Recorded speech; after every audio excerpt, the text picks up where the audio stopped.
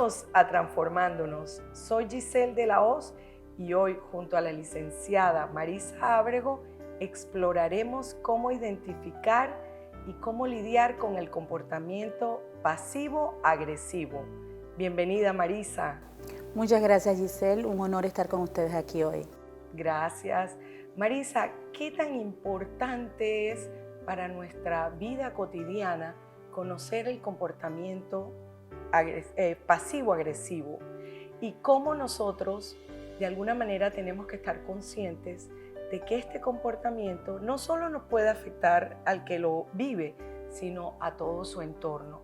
¿Nos podrías ayudar a entender este comportamiento y sobre todo que nuestros televidentes tengan más luces acerca del mismo? Bueno, principalmente hay que entender una parte de la historia, ¿no? El comportamiento pasivo-agresivo estuvo dentro del manual de diagnóstico de enfermedades mentales hasta su cuarta edición. De ahí fue sacado porque se comprobó pues, por medios científicos de que no era un comportamiento común. Pero nosotros que estamos, por ejemplo, yo tengo 30 años ya de trabajar en este aspecto de la psicología, sabemos que es muy común este comportamiento. ¿Cómo se caracteriza? Son personas que muestran un resentimiento, una oposición.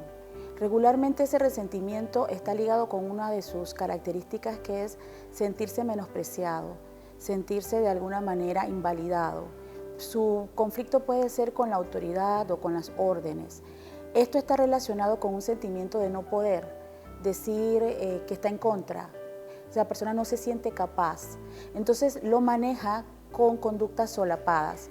La conducta de la persona es una y lo que dice es otra. Ella le puede decir a un jefe, sí, jefe, claro que sí.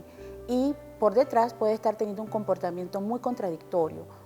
Procrastinar, de repente hacer algo que vaya en contra del proceso y no cumplir con el objetivo.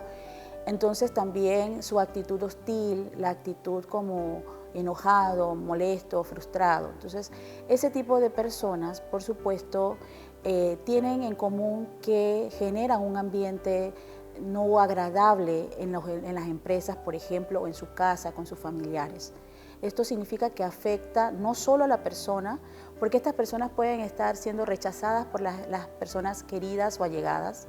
También pueden ser víctimas de desvinculación de su trabajo porque pues, se dan cuenta que no hay manera de avanzar con ellos, hacen que el ambiente sea muy tóxico.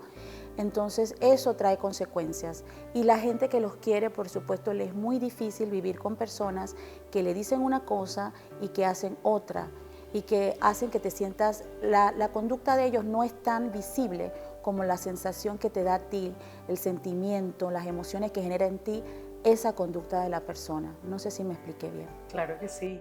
Entonces, si nosotros llegamos al punto de entender que son rasgos que tiene la persona, pero hay también patrones que se dan en la persona, sobre todo en esa comunicación que se hace interpersonal. ¿Cómo se puede de alguna manera ayudar o cómo podemos nosotros hacerle ver a la persona lo que está sucediendo? Es un poco complejo esta conducta, este comportamiento, si vemos de dónde viene. Posiblemente se relaciona con conductas de la infancia. Haber sido criado por un padre quizás muy directivo, dominante, en un sistema familiar que quizás las cosas no se podían decir, había que callarlas. También puede estar relacionado con la baja autoestima de una persona que no sabe cómo enfrentar las cosas directamente, no se siente capaz de enfrentarlas y utiliza estos mecanismos negativistas.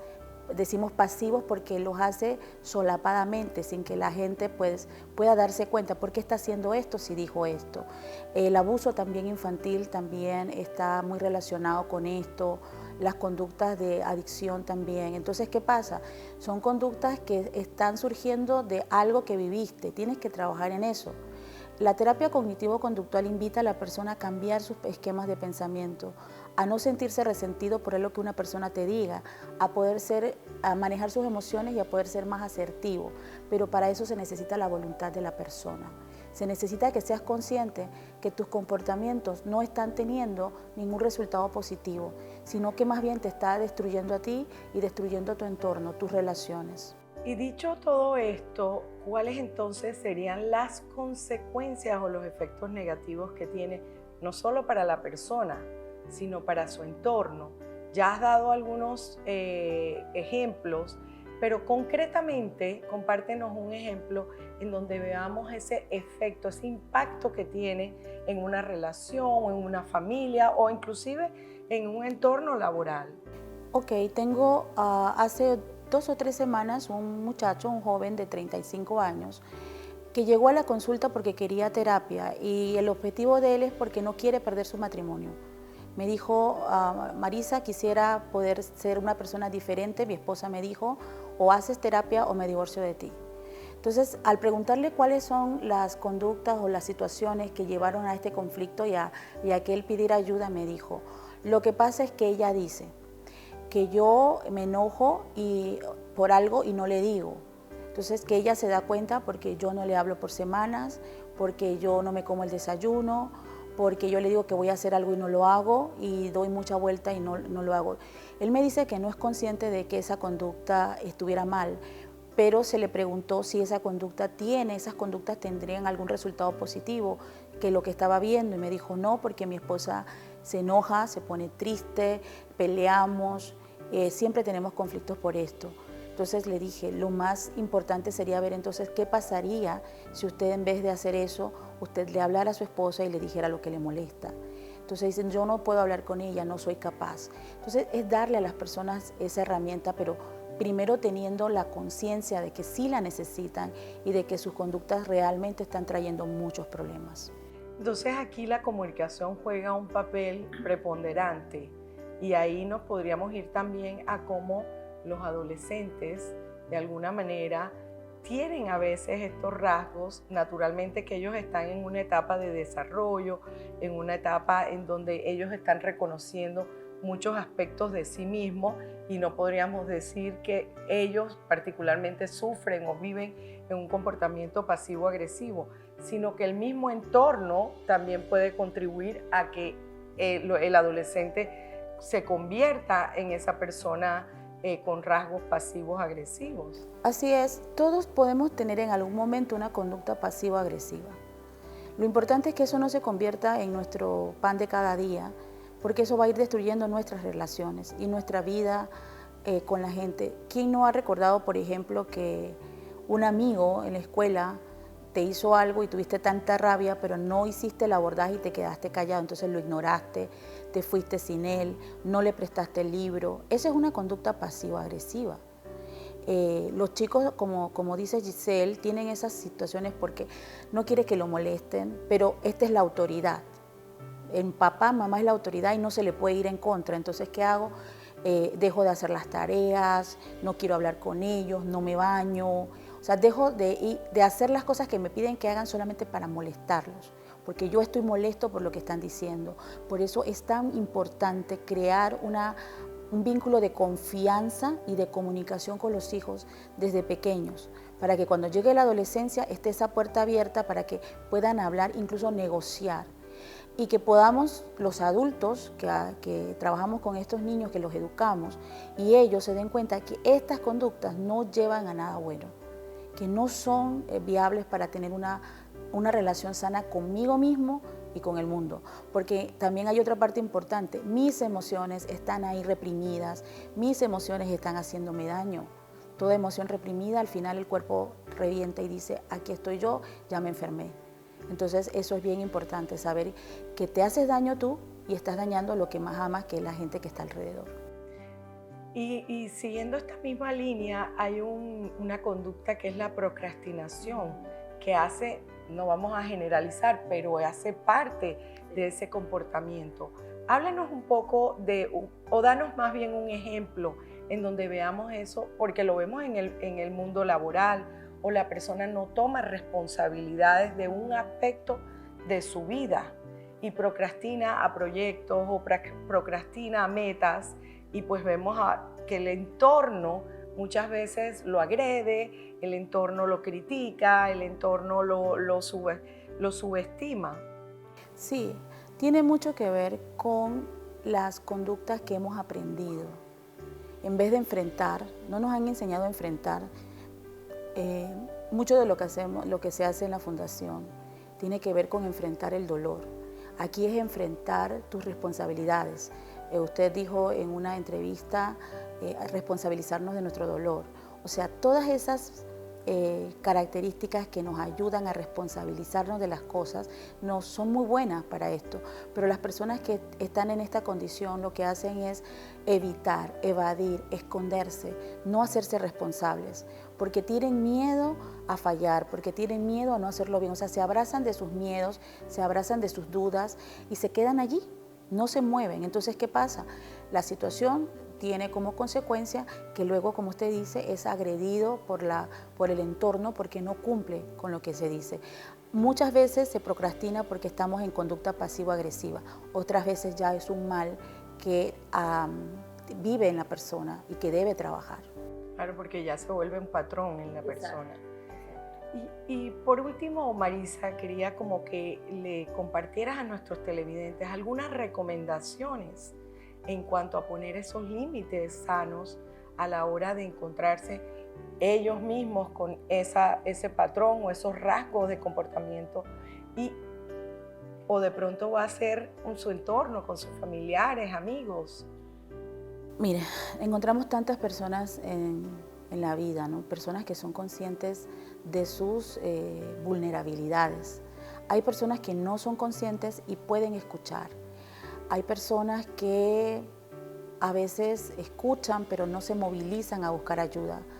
Hay personas que buscan la ayuda.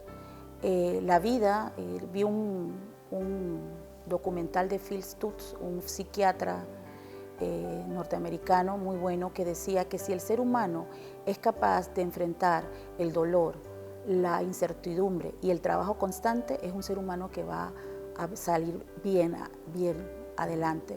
Entonces el trabajo constante es ese, el trabajo es reconocer, ser capaz de reconocer que ser vulnerable no significa ser débil, sino ser humano y que puedes buscar la ayuda que necesitas escuchando lo que la gente te dice. En el caso de la gente que vive al lado de personas que son pasivo-agresivas, recordar que Buda decía, si tú no le has hecho nada a nadie, entonces no le respondas. Si alguien te agrede y no le has hecho nada a esa persona, no respondas porque esa persona está peleando consigo misma. Entonces, deja de poner tanta energía en el cambio de otra persona que aunque la ames con todo tu corazón, esa persona no va a cambiar porque tú quieras. Puedes orientarle, puedes darle un mensaje, pero va a tener que buscar ella sus propios recursos. Recuerdo ahora una frase muy sentenciada de Walter Rizzo, te amo pero te dejo porque le haces daño a mi vida. Uno tiene que pensar en uno mismo porque solo el poder lo tienes en ti, de poder procurar tu bienestar.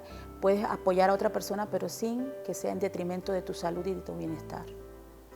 Oh, gracias, Marisa, por este valioso aporte que estamos seguras que todos nuestros televidentes van a tener uso del mismo. Y nos vamos a una pausa y regresamos con el doctor Edgar Agames.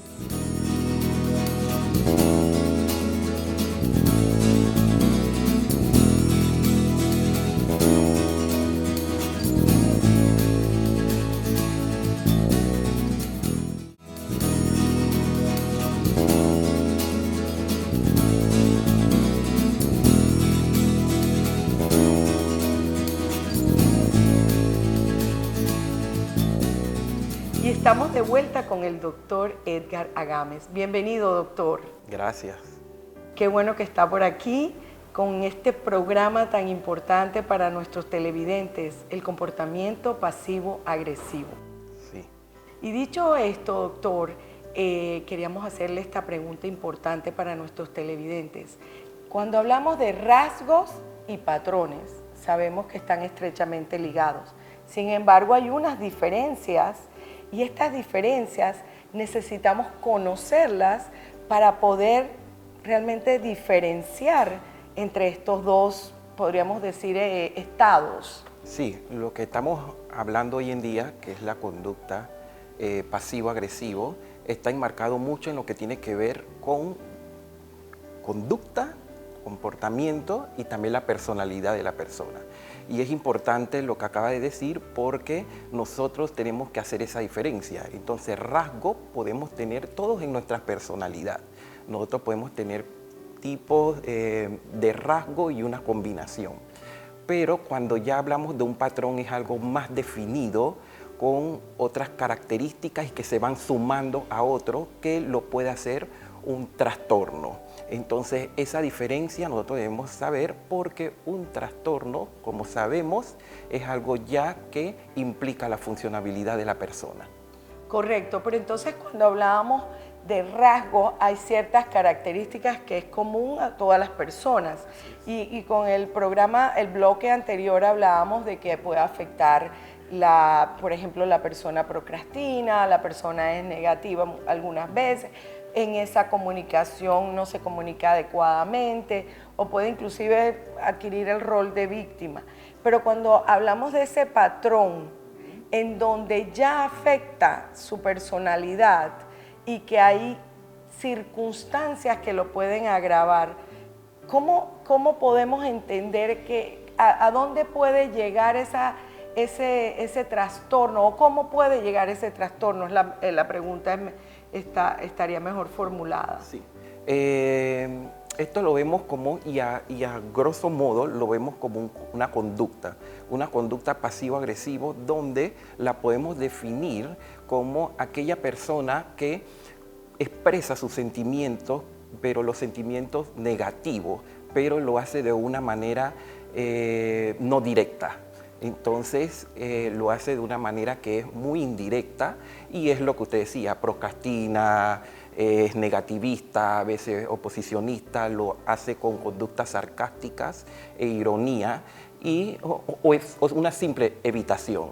Entonces esto es muy importante tenerlo en cuenta y como decimos, es una conducta. En todo lo que nosotros hablamos de clasificaciones, de enfermedades, que es como un listado de todas las enfermedades para hablar de todo en el mundo, el mismo idioma, que se hacen estos consensos a nivel de la historia, esta conducta pasivo-agresiva pasó a ser un trastorno y luego se fue como acomodando en otros que hoy en día es un trastorno de la personalidad. Pasó a ser un trastorno indiferenciado, pero por lo menos la clasificación internacional de enfermedades que la da la Organización Mundial de la Salud también lo está englobando en ese trastorno de personalidad.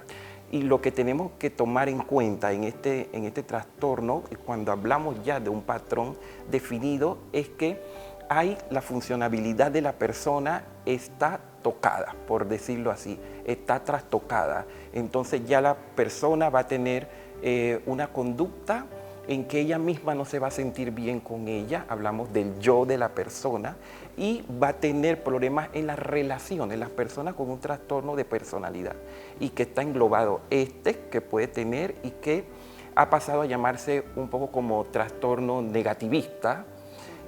La persona va a tener muchos problemas en tener las relaciones con los que están alrededor. Entonces, esta disfuncionabilidad que dan todas estas características es lo que lo hace ser un trastorno. Entonces, esta persona ya no está, como decirlo, ya no funciona dentro de las demás personas. Sí, doctor, y esa funcionalidad se puede ver afectada en todas las áreas de su vida o en algunas áreas. Sí, es dependiendo también, porque como hablamos hoy en día, todas las enfermedades mentales están porque a veces nos pregunta cuál es el origen, y el origen es multifactorial. Hablamos de epigenética, puede ser una parte que venga genéticamente y otra parte que es el ambiente. Entonces esto es importante, cómo creció esa persona a través de la niñez, a través de la personalidad, qué le ocurrió a la persona, si vivió traumas, acoso, maltrato, abuso sexual, todas estas cosas hace que la persona tenga un trastorno, entonces hace que se comporte de esta manera. Se va desdoblando esa personalidad de la persona, acaba en un trastorno, entonces de ahí tenemos que hacer ya un abordaje. Y aquí es lo importante para nuestros televidentes. ¿qué tratamientos con qué tratamientos contamos para poder abordar a un paciente? Y también tenemos que involucrar a la familia. Sí, desde el punto de vista, los dos tratamientos más importantes está el tratamiento no medicamentoso y el tratamiento medicamentoso, ¿no?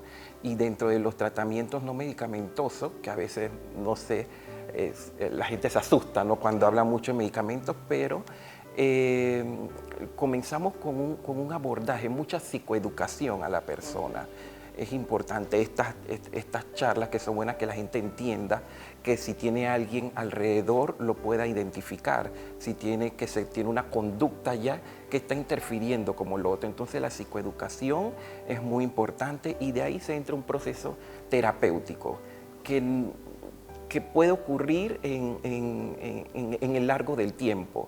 Pero cuando vemos que esta conducta ya está afectando, porque la persona puede tender en estos tipos de trastornos en general, puede tender a hacerse daño, a interferir mucho con las otras personas, entonces, o es muy agresiva, como estamos hablando pasivo-agresivo, tiene un problema en su estado del yo, también en su autoestima, y entonces puede ocurrir autoagresiones y heteroagresiones también, ¿no? Aunque la persona sea pasiva, ¿no? No sabemos hasta dónde puede también ir como pasando en la parte de salud mental y psiquiatría. Muchas veces las enfermedades y los trastornos mentales vemos que van como migrando, como cambiando a veces, sin perder, porque van en dimensiones, ¿no?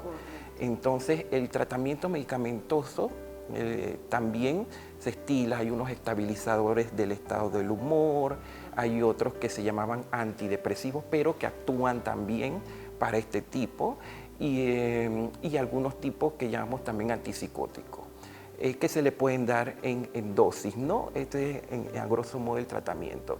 Es importante que también sepamos que como conducta pasivo-agresivo puede estar embebido como característica de otras enfermedades mentales, como un trastorno depresivo, como ansiedad, como hasta el TDAH, que es el trastorno de déficit de atención en las personas, y así que tenemos que ver esto con las demás características que tenga la persona. Sí, multifactorial, o sea, tener en cuenta algunos otros aspectos que no podemos dejar por fuera, definitivamente. Doctor, y también un aspecto importante aquí en y ya no quiero quedarme con el mismo comportamiento, sino ya el tema de trastorno de personalidad. Nosotros en Panamá tenemos muchas instituciones públicas que atienden ¿a dónde puede acceder un familiar que quiere recibir una psicoeducación acerca del tema en nuestras instituciones públicas? En nuestras instituciones públicas tenemos la suerte, aquí en Panamá, y quiero que la gente lo conozca, que en el nivel más bajo, que es de atención primaria, existen médicos psiquiatras, psicólogos y enfermeras de salud mental, o enfermeras que están dentro del programa de salud mental, acercándose a los centros de salud o a las policlínicas, que es la parte de la caja de seguro social, pueden acceder a esta atención y ahí le van a orientar y qué está ocurriendo con usted, y lo vemos diariamente. La gente acude diariamente.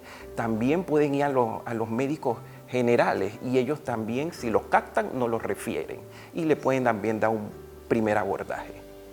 Excelente información para todos nuestros televidentes. Y otra pregunta, doctor, ¿qué recomendaciones le podemos dar a nuestros televidentes? Por ejemplo, sabemos y hablábamos hace unos minutos que cuando estamos hablando del adolescente, pues él está en su etapa de desarrollo, de crecimiento, y no podemos hablar de un trastorno en ello. Sin embargo, vemos algunas de estas conductas que afectan. ¿Qué podemos recomendar a esos padres? ¿Qué podemos recomendarle también a otras personas? En el mundo laboral vemos a muchas personas con estos patrones de conducta. ¿Qué podemos recomendarlos para identificar, para que aprendan? Porque este es el propósito del programa, que sepamos identificar, que podamos poner los límites, que podamos referir. Creo que lo primero es la prevención, y la prevención desde niño, porque la personalidad se va moldeando desde niño. Entonces se habla de que uno tiene personalidad cuando ya es adulto, pero todas esas cosas que nos ocurren van moldeando nuestra personalidad. Entonces es importante no solamente decirle a los padres, sino a los cuidadores, porque hay muchos niños que los cuidan abuelas, tíos, ¿sí? O que son familias numerosas, ¿sí? Prestarle, hablar con sus hijos, hablar con los adolescentes, escuchar si tienen alguna preocupación. Puede ser que si cambió alguna conducta, le está pasando algo, tiene algún abuso, algún acoso, le ha pasado algo en la escuela, algo traumático que también puede influir en esa personalidad de ese individuo que está creciendo. Y algo importante, los adolescentes, nosotros como humanos, es un punto de inflexión bastante vulnerable, ¿sí? Por ese crecimiento del cerebro que no crece con igualdad, que nuestra parte que está enfrente, que es la corteza, que hace que nosotros tengamos valores, que hace que nosotros seamos menos impulsivos, se está de último en ese desarrollo. Entonces, esto es importante. Aunado a eso, nosotros como adultos, para preservar nuestra conducta, yo siempre digo, estilos de vida saludable también. Y eso es disminuir consumo o no tomar alcohol, no tomar drogas, cigarrillo, hacer ejercicio, alimentarse adecuadamente, dormir bien, tomar agua y siempre tener a personas que nosotros, contar con amistades que podamos hablar, pero con amistades que sean asertivas y responsables, que cuando ellos sepan que nosotros nos están viendo con una conducta que no debe ser, lleven a esa persona al profesional de salud mental adecuado e idóneo. Formidable, doctor, valiosísima esta información que usted nos está brindando y estamos seguras que lo vamos a invitar en el futuro porque necesitamos toda esta información para nuestros televidentes y para hacer de nuestro Panamá un país con más instrucción y más psicoeducación. Agradecemos que nos hayan acompañado en esta edición de Transformándonos. Soy Giselle de la Hoz y hasta la próxima.